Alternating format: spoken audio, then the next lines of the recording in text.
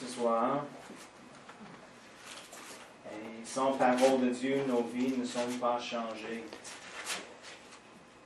Oh, mais c'est Jésus qui change nos vies, c'est le Saint-Esprit. Oui, il travaille à travers la parole de Dieu. Et Jésus est la parole vivante. Amen.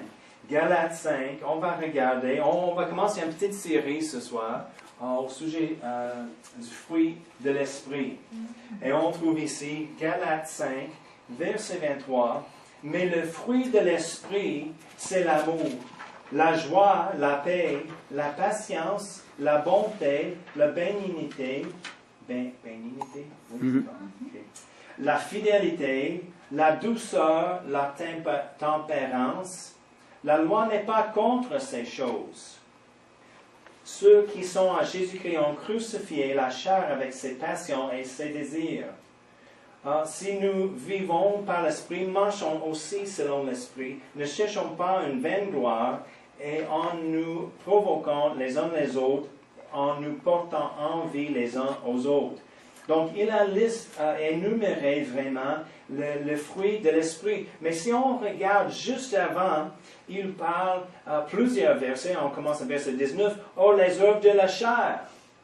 Il parle à propos des œuvres de l'Esprit, le fruit de l'Esprit et les œuvres de la chair. Donc, si on lit la liste ici du verset 19, les œuvres de la chair sont manifestées. Ce sont l'adultère, l'impudicité, l'impurité, la dissolution, l'idolâtrie, la magie, les inimitiés, les querelles, les jalousies, les animosités, les disputes, les divisions, les sectes, l'envie, les meurtres, l'ivrognerie, les excès de table et les choses semblables.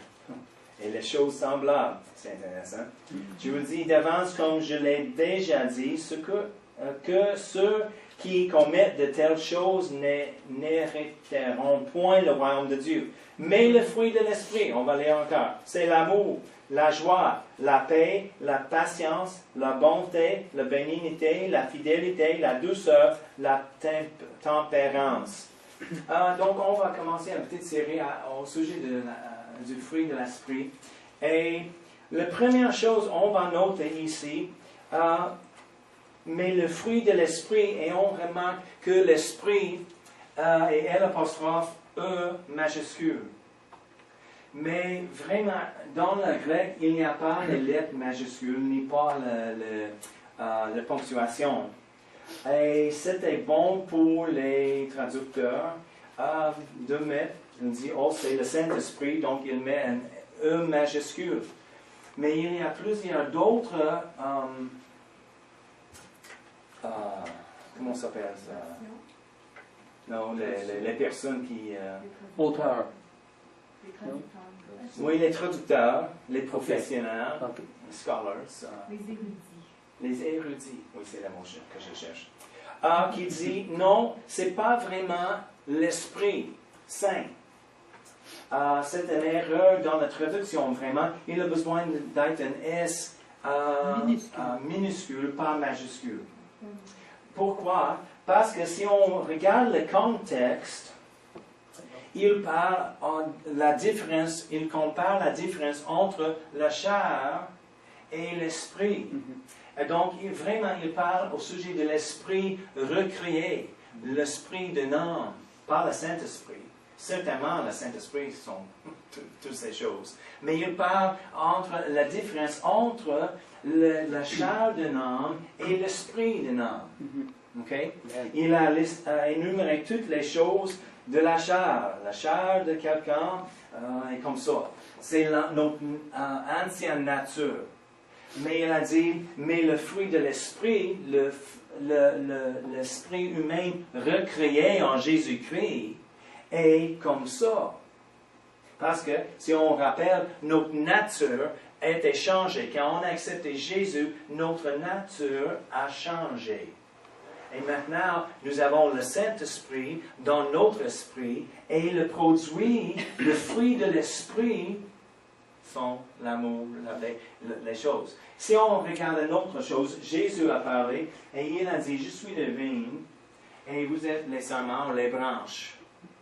Et le fruit pousse d'où? Le vigne, le tronc? Non, les fruits sont sur les branches. Donc, c'est juste une autre façon de regarder les choses aussi. C'est le fruit, c'est notre esprit. Quand nous sommes nés de nouveau, notre esprit est recréé et c'est les choses en nous maintenant, le fruit de notre esprit est l'amour, la paix et les choses. Donc, ce soir, on va commencer à parler au sujet de l'amour. On parle souvent au sujet de l'amour, mais Paul a dit c'est la meilleure, la chose plus importante est l'amour. Il dure à jamais. Donc, en 1 Jean, tournez avec moi, 1 Jean 4, versets 7 et 8. L'amour de Dieu qu'il parle ici, c'est l'amour, le mot agapé.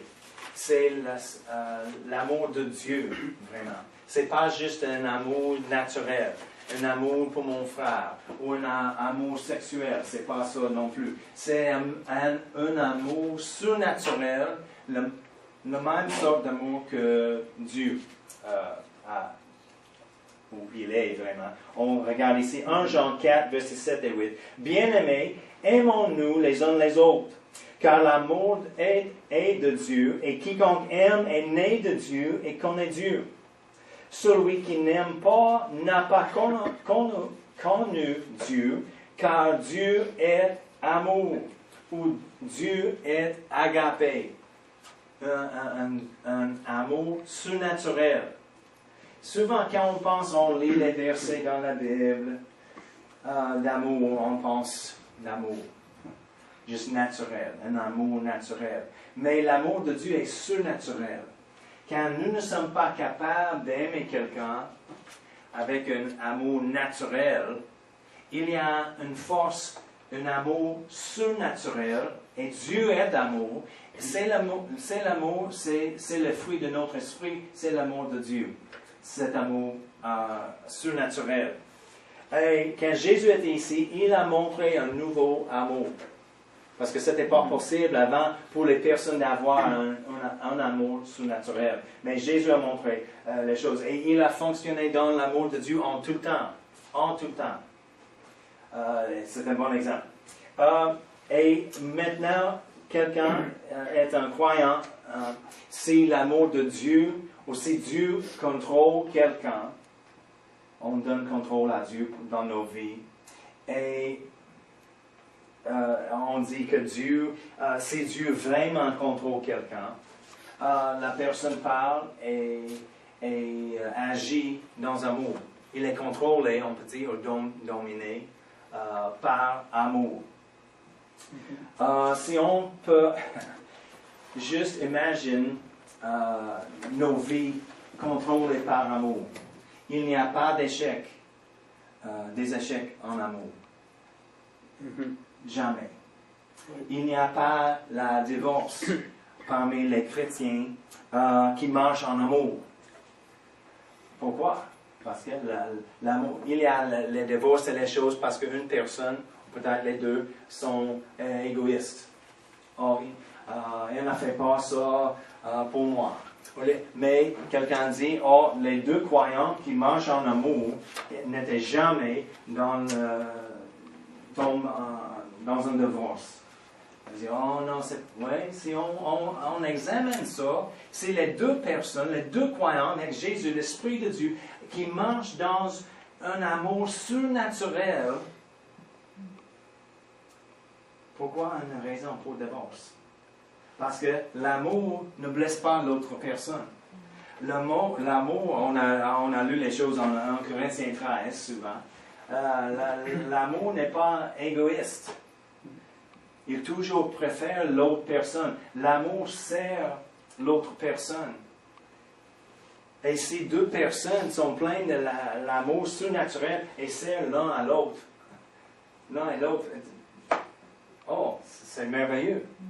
Il n'y a pas une raison pour le divorce. Mais le divorce vient des fois parce que quelqu'un ne marche pas en amour surnaturel. OK? Donc, il n'y a pas d'échec en amour, seulement le succès dans nos vies. Par les maisons brisées, par les enfants blessés ou brisés dans une maison. Parce qu'on imagine chaque maison pleine d'amour surnaturel. Tout le monde est content. C'est une vraie puissance. On a été créés comme Dieu, dans l'image de Dieu. Donc, on a été créés dans l'image d'amour. Nous avons la capacité de marcher en amour. C'est le fruit de notre esprit recréé.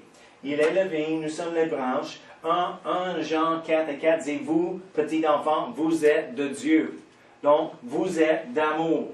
Mais je ne me sens pas comme l'amour aujourd'hui. Ouais? On marche par les sentiments? Non, on marche par la foi. Et par la foi, dans le nom de Jésus, je suis plein d'amour. Je suis de Dieu. Je suis d'amour. J'ai été créé. Je suis une création d'amour. Ouais, c'est intéressant. Quand on pense des personnes qui nous irritent, les choses, si on arrête, non, parce qu'il y a les tentations, particulièrement avec certaines personnes qui arrivent. On dit en anglais, on frappe la personne dans la mauvaise façon. Le quoi? Le mauvais sens du poil. Le mauvais sens de poil. Oui, c'est ça. C'est juste, le moment où la personne arrive, la tentation est là. Mais si on arrête et on pense, hey, non, attends. La Bible dit, qu'est-ce que la Bible dit? C'est toujours la Bible, c'est toujours la réponse. La Bible dit, nous sommes une création d'amour. Je suis capable de marcher en amour. Amen. Amen. Vous, petits enfants, vous êtes de Dieu, vous êtes d'amour. Romains 5, tenez à Romains 5. Si ce n'est pas marqué dans votre Bible, marquez ça. Parce que c'est bon. Et l'amour est la réponse dans chaque situation. Si on a une situation dure avec quelqu'un, on peut dire, l'amour va faire quoi? Parce que Dieu est amour. Et il y avait une chose pour un temps, qu'est-ce que Jésus va faire? Oui, Derek. C'était dans les années 80, je pense, avec le bracelet pour dire Jésus va faire quoi? Bon, Jésus est amour. L'amour ferait quoi? C'est une bonne question. Romains 5, verset 5 dit, l'espérance ne trompe point, parce que l'amour de Dieu est répandu dans nos cœurs par le Saint-Esprit qui nous a été donné. Donc l'amour, encore, le mot ici, agapé. L'amour surnaturel, l'amour de Dieu était répandu dans nos cœurs par le Saint-Esprit. Quand on était né de nouveau. Le moment où on était né de nouveau, le Saint-Esprit, on dit Jésus est venu en moi, mais le Saint-Esprit est venu dans l'intérieur de moi et maintenant notre nature est changée et quand on n'était pas capable d'aimer quelqu'un avant, maintenant nous avons un amour surnaturel pour aimer le non-aimable. Correct? Comprenez-vous? Et il y a plusieurs personnes dans ce monde non aimables. Mais nous avons la capacité surnaturelle pour aimer ceux. Amen. Amen. Et si on va gagner le monde, c'est la chose exigée. L'amour surnaturel. Quelqu'un m'a demandé une fois, ici au Québec, Elle dit, pourquoi je veux un cœur pour les perdus? Parce que les perdus que je connais n'ont aucun intérêt en Dieu. Il a rejeté Dieu, il a blasphémé Dieu, aucun intérêt, il moque Dieu. Et j'avais un fin pour Dieu, j'ai trouvé Dieu et je suis sauvé. Mais pourquoi prier pour les autres? Pourquoi atteindre les autres? Parce qu'il a pris leur décision. C'est la vérité. Ils ont pris leur décision. Ils ont fait leur décision. Mais il a pris la mauvaise décision à cause de séduction. Donc, on sait pourquoi on doit employer un amour surnaturel et ne regarde pas leur visage, n'écoute pas le blasphémie, leur mot contre Dieu. Non, mais aime avec un amour surnaturel. Et nous avons la capacité, par le Saint-Esprit, il a répandu l'amour de Dieu dans nos cœurs. Donc, notre esprit porte le fruit d'amour. L'homme naturel n'était pas capable. On n'était pas capable. Jésus a dit, on a besoin d'aimer notre prochain comme nous-mêmes. Sans Jésus et sa nature et son amour surnaturel, on n'était pas capable. On déteste les voisins. On déteste les prochains. Garde ça. Il n'aime pas Dieu. Il fait la musique trop fort. Il est sacré. Il fait des choses. Je sais pas jusqu'à une chose. Et c'est comme terrible. Rappelez mon histoire, j'ai raconté à propos quand j'étais seul avant on s'est marié et j'étais dans le quadruplex et le monsieur en arrière, quelqu'un a brisé son antenne de sa voiture. Il a frappé à ma porte, il était en colère avec quelqu'un a brisé l'antenne. Je n'ai fait rien. J'ai répondu à la porte. Oui. Il a dit, tu fais ça, quelqu'un a brisé mon antenne et c'est pas correct. Il avait l'antenne dans son main. Non, désolé, c'était pour moi. Je n'ai pas vu rien, personne. Désolé. C'est facile à dire. Hey, ce n'est pas moi. Tu n'as pas le droit de frapper à ma porte. J'ai fait mes choses. Je suis tranquille. Je laisse vous autres comme vous autres. Et débarrasse. Mais,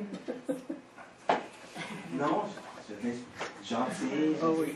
Non, c'était pas moi. Désolé. Oh oui, c'est terrible. Quelqu'un fait des choses comme ça, c'est pas correct.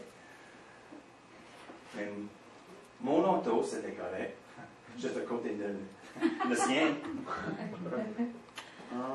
Des fois, on s'aime, on précote. Je sais pas.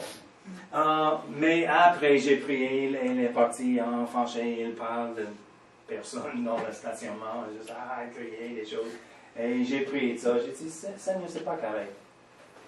Je suis dans ma maison et juste fais mes choses et d'être traité comme ça dans ma maison, c'est pas correct. Et j'ai lié l'ennemi qui travaille à travers le monsieur, tout le reste de gang. Et en arrière. Et en juste environ 10 minutes,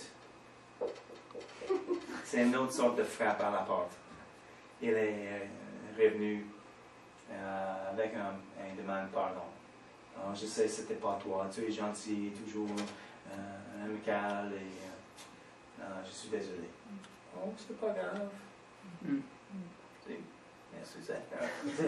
Bon. On n'a pas on n'a pas quelque chose dans le tarot où on attend d'avoir une demande de pardon chaque fois. Mais en même temps, c'était bon. Mais c'est facile. Tu me frappes, je te frappe. Nous avons la tentation de réagir dans la chair. Dans la chair. Mais les actions de la chair et l'esprit sont contraires, la Bible dit. Donc, si on agit dans la chair, par défaut, on n'agit pas dans l'esprit. C'est pourquoi Paul a dit en Galates, il a dit, marche dans l'esprit et tu n'accompliras pas les désirs de la chair. Amen. Pourquoi? Parce que nous sommes en train d'agir dans l'esprit. Et l'esprit et la chair ne fonctionnent pas en même temps. Mais on a un choix. On peut faire une demande dans l'amour, dans l'intérieur de nous, qui était là par le Saint-Esprit, répandu dans nos cœurs, disponible, mais c'est notre choix. OK?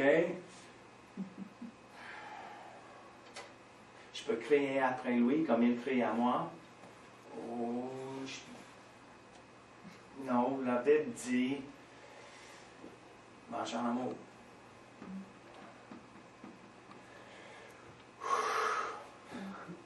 Ça prend un effort, des fois. Oui. Et l'ennemi, il connaît nos faiblesses. Et il arrive avec les tentations, pas pour voler les choses, si on a une autre faiblesse, parce qu'il connaît nos faiblesses, ce n'est pas une faiblesse pour nous. On ne lutte pas de voler les choses. On lutte avec la patience. On lutte avec une autre chose. Donc, nous avons une tentation. Maintenant, on prend un choix. Mais en même temps, ne soyez pas frustrés quand on manque les choses. On pêche, on fait les choses dans la chair. Parce que c'est toujours un processus dans le Seigneur. Et nos comportements améliorés en tout temps quand on marche selon la parole de Dieu. De temps en temps, on recule un petit peu, mais si on tombe, c'est pas la fin, sauf on reste sur le plancher. Si on ne se lève pas encore, c'est la fin. Oui. L'arbitre a dit 1, 2, 3, c'est fini. Mais on dit attends, je me lève, j'arrive encore. On commence encore. OK, c'est pas fini. Amen. Amen. Il y a un proverbe qui dit le juste tombe 7 fois, mais il se lève encore. C'est juste à dire, si on se lève encore et encore et encore, c'est pas fini, c'est pas terminé. Donc, 1 Jean 3, verset 13 dit, nous savons que nous sommes passés de la mort. Nous savons que nous sommes passés de la mort à la vie. Pourquoi? Parce que nous aimons agapé. Parce que nous agapé les frères. Celui qui n'aime pas demeure dans la mort. Avant Jésus, la Bible dit on était dans la mort. On était mort dans nos péchés. Mais en Jésus, on a la vie. On a reçu la vie. Et on sait qu'on a passé de la mort à la vie. Pourquoi? Parce qu'on aime. On aime les frères. Si on n'aime pas, il a dit on reste dans la mort. C'est le mot agapé encore. Si on aime avec l'amour surnaturel. 2 Corinthiens 5, verset 14 dit car l'amour de Christ nous presse. 2 Corinthiens 5, verset 14 car l'amour de Christ nous presse. Êtes-vous pressé par l'amour de Dieu? J'ai lu une histoire de Kenneth Hagin juste récemment. Et il a parlé du sujet d'amour, des choses. Et il a dit qu'il a fait une réunion pour une église. Et après un temps, il était exposé d'être dans une autre église, plus loin. Mais le pasteur dit, il y a une autre église dans une autre dénomination, proche, dans la prochaine ville. Arrête notre réunion ici et fais un autre là-bas pour lui. Et il a arrangé tout avec le pasteur, c'était correct. Il a dit, OK, oui. Il était exposé d'être là pour une semaine. Il a quitté la réunion dimanche soir. Il est arrivé chez le pasteur, à l'autre église. Et c'était le temps vraiment pour la réunion, pour la soirée. Ils ont fait la réunion. Et le pasteur, où il restait chez lui, lui et son épouse, n'a dit rien de manger, au sujet de manger quelque chose, de souper. Et Kenneth Hagin était avec son épouse et dit, OK, c'est correct, je n'aime pas de manger trop avant l'église, probablement on va manger après. après, ils ont retourné chez le pasteur, et le pasteur et son épouse disent « Bonne nuit », et elle était au lit. Il dit « Ok, c'est pas grave, on va manger demain ». Dans le matin, il se levait, et le pasteur et son épouse n'étaient pas là. Ils sont déjà partis de la maison. Avant, ils s'étaient élevés. Et ils n'étaient pas là, toute la journée. Il a dit, oh, peut-être c'est une urgence ou quelque chose, parce que le téléphone a sonné une couple de fois. Ils ne sont pas là. Et ils ne sont pas là jusqu'au temps pour la soirée, la réunion de la soirée. Et ils ont entré, il ne dit rien au sujet d'un souper, préparé pour l'église, tout le monde sort pour l'église, et après, il arrive chez lui encore, il dit, bonne nuit, au lit, ne mange rien. Et mardi, c'était la même chose, il se lève dans le matin, le pasteur est déjà parti avec son épouse.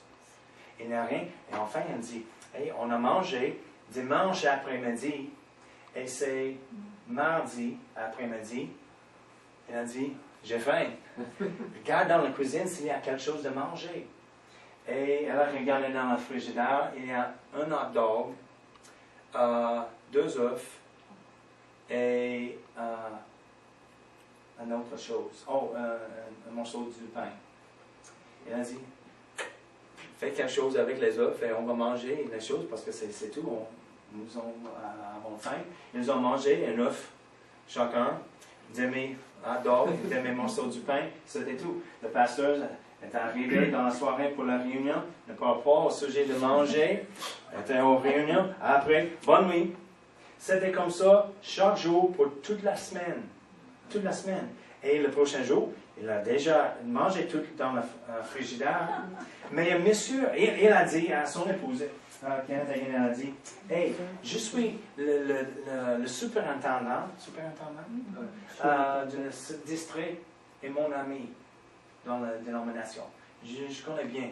Je vais appeler et raconter toute l'histoire et il va corriger toutes ces choses. Il a pris le téléphone et il a commencé comme ça. Et elle dit, quelque chose dans l'Indien, elle dit non. Et son épouse était là, elle a dit, tu n'appelles pas. Et il a dit, non, je ne fais pas, je ne veux pas faire le trou pour le pasteur. Non, c'est correct, je vais prendre soin de nous. Le prochain jour, le monsieur de l'église a frappé à la porte, il a dit, est-ce que c'est correct? Il a connu le pasteur et il savait que le pasteur n'était pas là chaque jour. Et il a demandé, avez-vous mangé quelque chose? Et Kenneth a dit, nous sommes corrects. Il avait une occasion à dire, hey, qu'est-ce qu'il y a le problème avec le pasteur? Parce que vraiment, il ne connaît pas le pasteur. Juste un ami d'un ami. Et il a dit rien, oh non, nous sommes corrects. Il a dit, mais je sais, le pasteur n'est pas ici jusqu'à la réunion et après des choses, mais nous avons un congélateur sur notre galerie. Et la porte est toujours barrée pour la maison, mais la porte sur la galerie sont toujours ouvertes. Si vous avez besoin de quelque chose de manger, arrive, cherche dans le congélateur et prends la nourriture comme tu veux. Tu peux cuisiner quelque chose. Dis, ok, merci, c'est gentil, peut-être on va faire quelque chose. Et dans l'après-midi, la personne n'était pas là, il dit à mon épouse, je vais chercher quelque chose dans le congélateur. Et encore, elle dit, c'est pas correct. Et il a dit, je vais appeler mon ami, le superintendant, et dire toute l'histoire, et il va corriger ces personnes. Quelle sorte de personne, de pasteur dans ce district ici, c'est pas correct. Il a commencé encore avec le téléphone, il a fait plus de chiffres que le jour avant. Il dit, non, c'est pas correct. Juste quelque chose dans l'intérieur, il dit, non. Donc, c'était comme ça toute la semaine. Il a mangé le congélateur le reste de la semaine. Mais le pasteur n'était jamais dit un mot au sujet d'un repas quelque part ou dans la maison, plus des épiceries. Rien. Et il avait une bonne raison à dire quelque chose. Mais il a dit rien. Non, je ne veux pas à cause du trouble. Et quelqu'un a dit, et c'était son attitude suivante comme ça, dans des situations comme ça. Et il a dit, il a vu plusieurs choses comme ça dans son ministère pendant les années. Et il a dit, des fois, les personnes disent, tu as une faiblesse dans ta personnalité, tu ne combats pas pour les choses. Et il a dit, non, c'est pas vraiment une faiblesse, c'est une force. Amen. C'est l'amour de Dieu. Tournez avec moi, on va regarder 2 Corinthiens. Oh, excuse, non, 1 Corinthiens. Parce qu'il a dit l'amour de Christ nous presse. Il était pressé, il n'appelait pas. Et il cause le trouble pour le pasteur. Mais 1 Corinthiens 13, c'est le thermomètre. C'est le thermomètre d'amour. 1 Corinthiens 13, verset 5. Elle ne s'offre point d'orgueil, il ne fait rien de malhonnête, elle ne cherche point son intérêt, elle ne s'irrite point. Si vous avez besoin de checker vraiment votre marche en amour, c'est les choses. Si nous sommes irrités, l'amour surnaturel ne s'irrite pas. Et dans le verset amplifié, il dit, il ne tient pas compte du mal. Oh, j'ai écrit ça dans mon livre. Oh, c'est un autre. On compte. Non, il dit, l'amour ne tient pas compte du mal. Si on marche dans l'esprit, on marche en amour. Et on ne tient pas compte du mal. Et une autre version dit, il n'insiste pas sur ses propres droits. C'est facile pour lui de dire, hey, j'ai un droit comme un invité dans la maison pour une semaine de manger quelque chose. J'ai un droit. Mais on dit non, l'amour n'insiste pas sur ses propres droits. C'est intéressant. J'ai lu l'histoire vraiment de la vie de c'est quoi son nom? Hudson Taylor.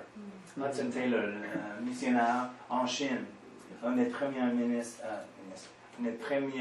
missionnaires en Chine.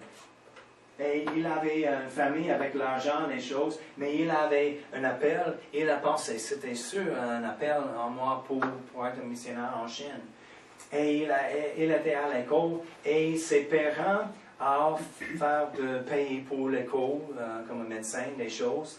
Et quelqu'un d'autre a offert de payer pour les choses. Et il a dit non, Dieu prend soin de moi. Et il a dit, juste pour une preuve de sa foi, il va laisser le Seigneur fournir toutes les provisions pour ses besoins et pas les autres personnes. Et il a dit, si c'est correct, ma foi est correcte de recevoir du main de Dieu pour mes provisions. Ici, c'est correct en Chine. Il avait les droits, mais il n'insiste pas sur les droits. Par la foi, il fait des choses juste dans sa vie, juste avec un temps pour Dieu de rencontrer tous ses besoins. C'était incroyable, les histoires et les choses qui étaient réglées dans sa vie et fournies dans sa vie. La dernière chose, on va regarder en Corinthiens, nous sommes là 13, tournez à 11. En Corinthiens 11, verset 28 à 31. Que chacun donc se prouve soi-même, et qu'ainsi il mange du pain et boive de la coupe, on parle du repas du Seigneur. Car celui qui mange et boit sans discerner le corps du Seigneur, mange et boit un jugement contre lui-même. C'est pourquoi cela qu'il y a parmi vous beaucoup d'infirmes et de malades, et qu'un grand nombre sont morts. Il parle à propos des chrétiens qui ne jugent pas vraiment, ne discernent pas le corps du Christ. Il y a deux façons, que Jésus était mort pour nous et pour nos guérisons, et que nous sommes les membres de même corps, de marcher en amour vraiment. Mais il a dit en verset 31, si nous nous jugions nous-mêmes, nous ne serions pas jugés. Donc, c'est une façon, si on juge nous-mêmes vraiment, c'est tellement important. Et on peut faire un jugement si on marche en amour ou non. Si on ne marche pas en amour, c'est tellement, tellement important de marcher en amour. Il y en a fait dans tout le domaine de nos vies. Si on ne marche pas en amour avec nos parents, avec notre époux, épouse, avec le patron, avec les frères, les sœurs, avec les étrangers, parce que Dieu est amour et il a une exigence pour les croyants de marcher en amour, surtout. Et on a besoin de faire un jugement sur nous-mêmes si on marche en amour ou non. Juste une autre histoire, Kenneth Hagin a dit, il a dit dans le réveil de guérison dans les années 40, après la guerre mondiale deuxième, il y avait un réveil de guérison au Canada et aux États-Unis, des choses. Et il y avait les grands ministres de la guérison. C'était facile d'avoir les personnes guéries dans le ministère. Et il était un groupe de ministères. Il y avait environ 120 ministres qui étaient impliqués dans la voie de la guérison. C'était un peu. Et il était impliqué en ça. Mais il y a des autres qui étaient plus grands, non plus grands. Et Dieu parle à Kenneth Hagin un jour et il a appelé le nom de un des plus grands. Il y a deux très très grands dans le mouvement qui avait un temps pour le réveil, la guérison. Et il a dit, Kenneth Hagin a dit, dans le ministère de ce ministre, il a vu le plus grand miracle qu'il a jamais vu. Et Dieu parlait dans son cœur et il a dit, parle avec tel et tel. Il dit, s'il ne juge pas lui-même concernant l'amour vers les autres ministres, il sera mort devant son temps, vraiment. Et en ce moment-là, il avait 35 ans. Il était jeune. Et il était là avec le ministre dans une place et il avait une occasion de parler avec lui. Mais il attend pour une autre personne qui parle.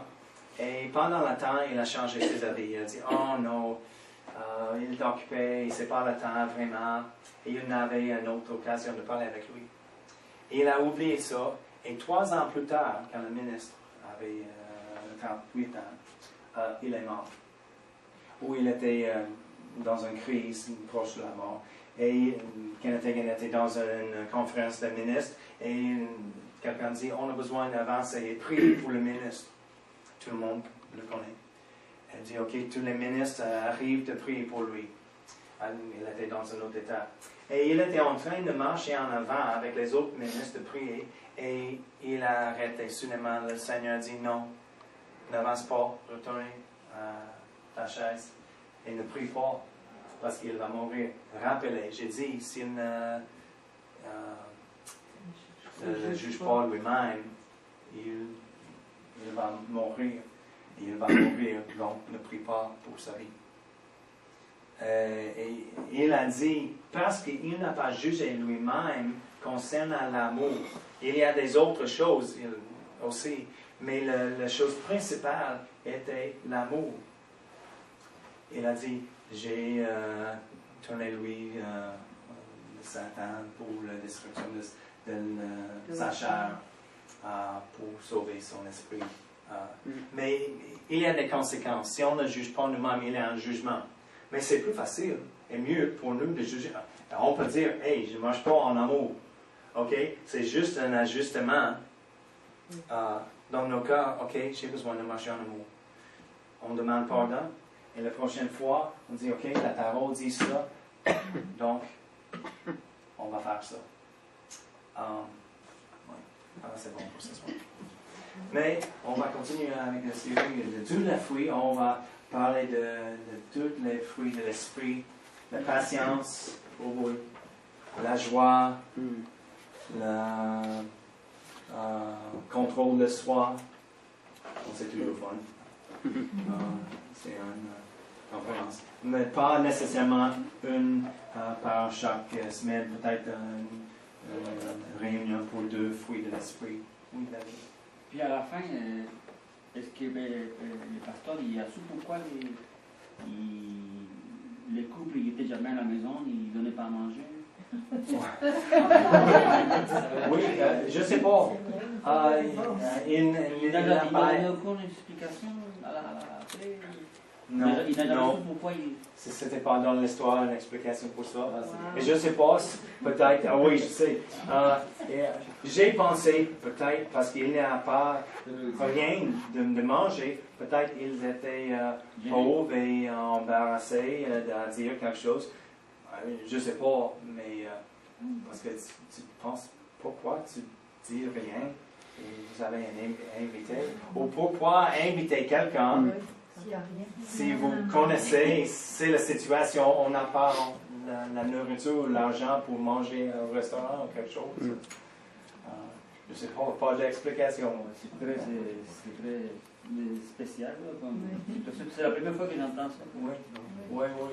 Mais j'ai entendu, on a un ami aujourd'hui qui est dans le ministère, il a environ mon âge, juste quelques années plus. Il a dit, il a expérimenté la même chose quelque part. Oh, viens, fais les choses de la réunion. Il y a un appartement en arrière de la maison, tu peux rester là. Il n'y a rien de manger là. Le pasteur dit, OK, c'est temps pour la réunion, on va partir. J'ai faim. Et juste personnellement, c'est pas le bon ministère si j'ai faim. Parce que c'est difficile de concentrer et des choses si vous avez faim. Alléluia. Merci Père éternel. On te remercie pour le Saint-Esprit qui a répandu ton amour dans notre esprit, Seigneur. Merci que nous sommes pleins d'amour. Aide-nous d'employer ton amour surnaturel dans nos vies, dans nos relations, dans notre Église, dans notre emploi, à l'école, Seigneur, partout dans ce monde, dans notre ville, Seigneur. Oh, surnaturellement, on va marcher en amour dans le nom de Jésus. Amen. Amen. Merci tout le monde. Passe une bonne semaine. Dimanche matin, 10h30.